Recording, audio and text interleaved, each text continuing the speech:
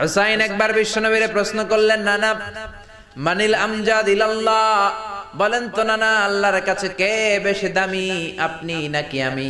বিশ্বনবী বললেন, হুসাইন আনাল আমজাদ, আমি বেশি দামি। হুসাইন বলল, নানা জি আমি মানি না, আনা লা ওয়াফিক, আমি মানি না নানা। কেমন করে আপনি আমার চাইতে বেশি দামি হন?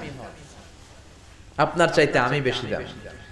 বিশ্বনবী বললেন, হুসাইন আমি হলাম নবীদের নবী, আখির নবী বিশ্ব নবী, আর তুমি হলা আমার উম্মত, তোমার চাইতে আমি বেশি দামি।